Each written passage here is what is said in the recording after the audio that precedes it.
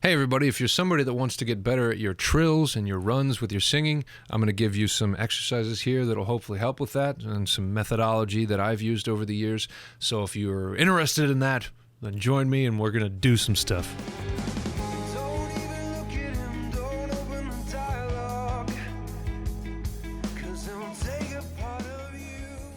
All right, so we're going to talk about some different things here. We're going to talk about diaphragmatic support. We're going to talk about the musicality and the vocabulary of music and things of that nature. And we're going to try to put some of these things into practice. I will start out by saying that, of course, runs and trills are these quick deviations from notes. They usually tend to be just kind of a musical extra thing added. Sometimes people get really excited about them and think that that's the best thing ever, and oh my god, when people can do that, they're the best singer ever. And I tend to be a little bit on the fence about that because I think that you can totally overdo it with these types of things. Adding too much of this all over the place tends to get rid of the meaning and the feeling behind the song, because it's just a whole bunch of, it's like somebody playing a solo all the time and you're like, what was the song again? Because people were, and when we get into shows like The Voice and all that shit that I don't like, that's what people tend to go towards. Like, oh my god, they can go boo and do all these things. So anyway, it's not the end all be all of singing. If you have trouble doing it, we're going to try to go over some of the things to make that stronger. But keep in mind, as an artist or a creator or a voice person, vocal singer, you're here to create and encompass an emotion and then try to translate that somewhere else. So the version of what I was talking about would be like a film that barely has a plot, but then all these flashing colors and super special effects and everything, and people be like, that was neat, but I have no fucking idea what the movie's about. Keep with the idea of what, the movie's about. Keep with that, and then build things on top of it that feel natural, that feel musical to you, and that keep you excited, etc., etc. So I will start out by saying this as well, that some people are definitely more born with a musical brain that knows how to move around like this, and whether it had been in their family music or whatever it is, I myself as well was somebody that was born that never had a problem with key or understanding how to stay in key. It was just something that if somebody was singing something or whatever, I always knew, and I continue to know how to build harmonies and all those things. I was just born with that. If you're not, you might be somebody that has to work a little bit harder at it. You have to, everybody should be listening to music from other cultures, from other genres, all those things to try to amass this, musical vocabulary that they can build off of, or that they can continue to kind of reach into when they're doing these things. So like I said, if you're not born with something like that, you might have to practice scales a little bit more. You might have to practice stuff like we're going to do today a little bit more than some other people. Either way, all these things are going to make you a better singer. If you're a country music star and you want to learn how to scream, it's all going to make you a better singer. You're going to learn more about the mind-body connection, about being perceptive of what's happening. And I think one of the main things that I could do for people trying to learn how to sing, if anything, is try to help you to understand how much you need to be cognizant of what's happening in the body and really paying attention to that on a very, intimate, tiny level, like what is happening. And anyway, so the same thing here. Now, we talk about trills and we talk about runs.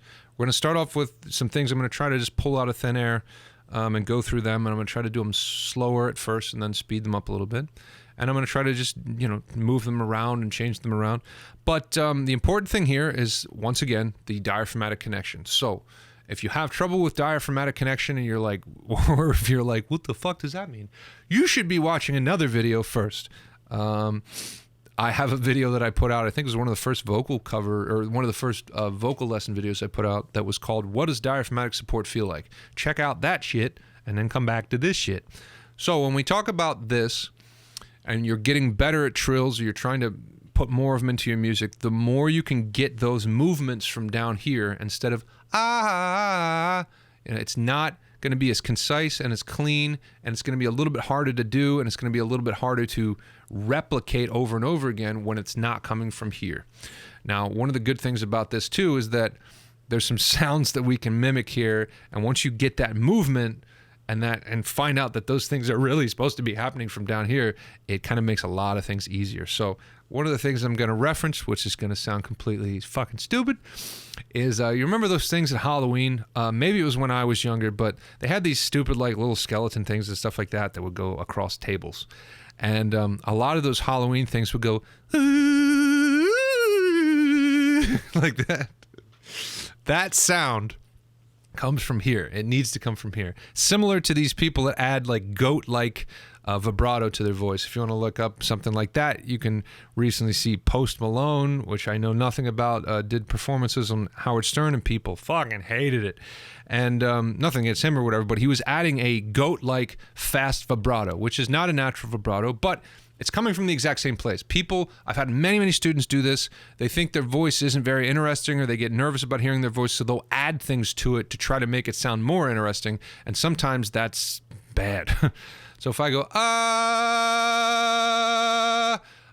that's not vibrato.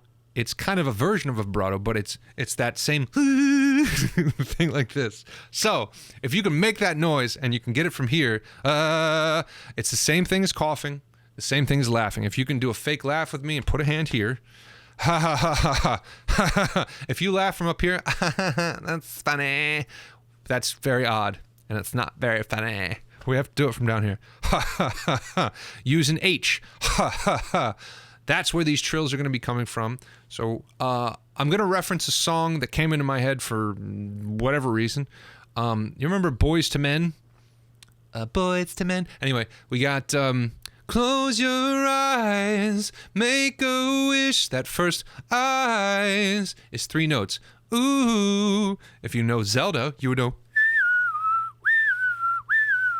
Anyway, I'm a terrible whistler. So we have eyes, make a wish, and we have that fast movement, eyes. So we're going to start off by using the word eyes. We're not going to do that trill yet. Maybe we'll try to build up to that.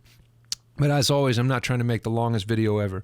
Remember, if you like what I'm doing here, please do subscribe. It helps me quite a bit. I also am on Patreon. I'm going to extend this lesson on Patreon and get more advanced with this stuff and do other scales. So thank you for your support with that. So we're going to start with one note at a time.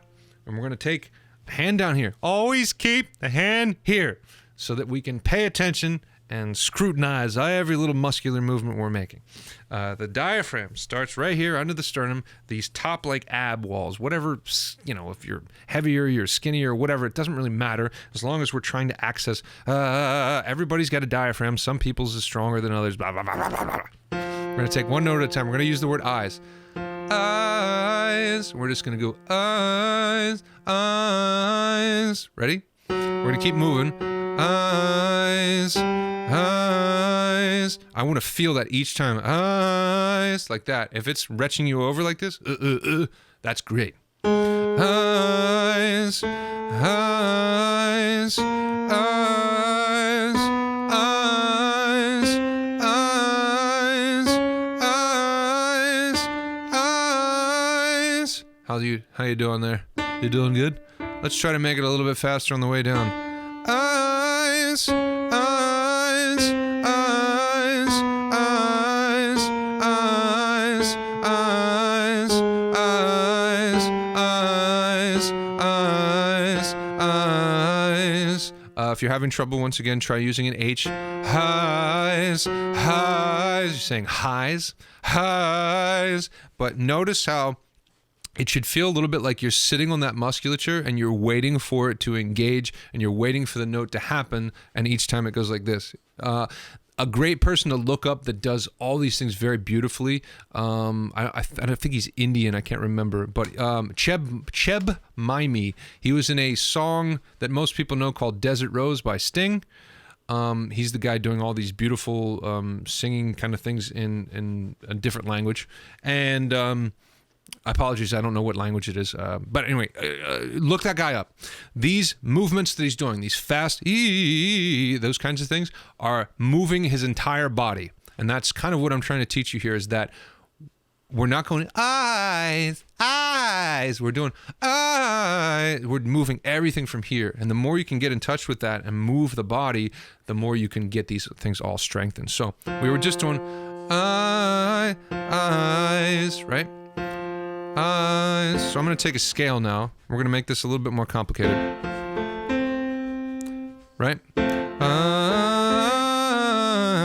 eyes. A little bit more complicated, that's for sure.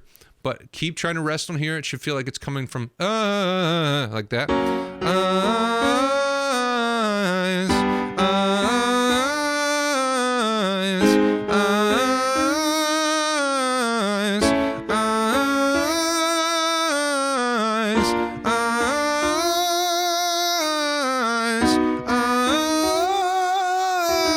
eyes. Sorry, I was paying attention to other things. Now, back down.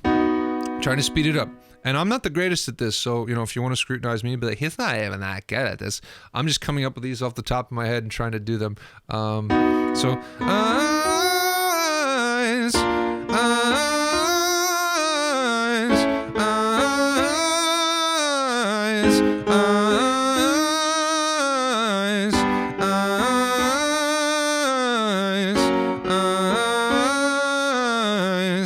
eyes. If you're a female, you can try to do these an octave higher. You know, falsetto is going to make it a lot harder because of the connection to the diaphragm. But either way, right there we had eyes. Whoops. Just like that. So now, let's make it even more complicated.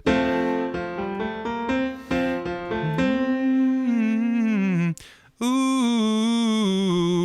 All right, so here's another one. Oh, I really want that to really kick in. You should feel the twitch muscle kind of thing I'm talking about.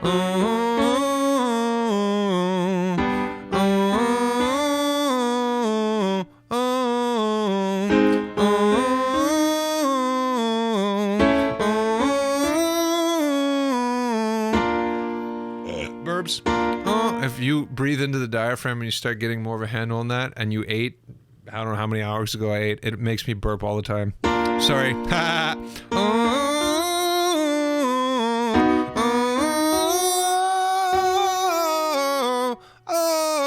Back down.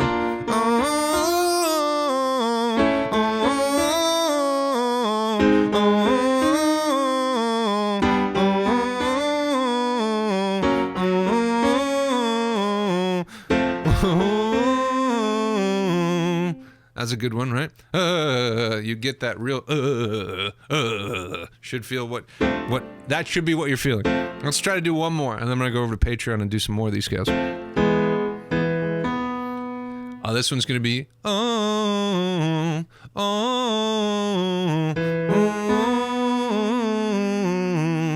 or we can make it even more complicated.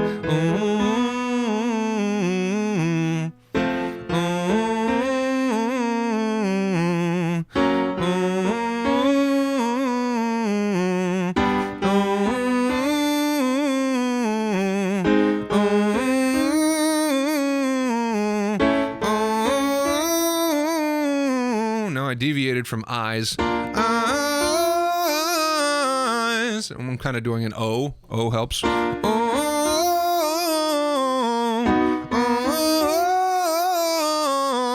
remember, I'm going to go back down slower, or faster, I'm sorry.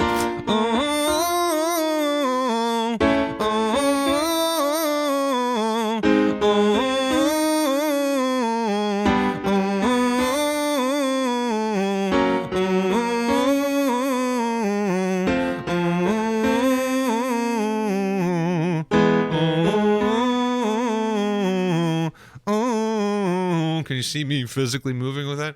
I hope this helped you a little bit. I know I went through this stuff fast, but I have to do that as these lessons can't be the longest thing ever. If you have trouble with staying in key, take some of these things like major scales and do those from the diaphragm as well. You can do them with short bursts.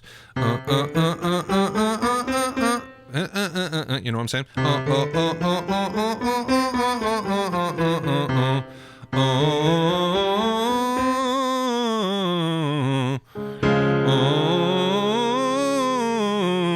Should feel each time. Okay? Thank you, everybody.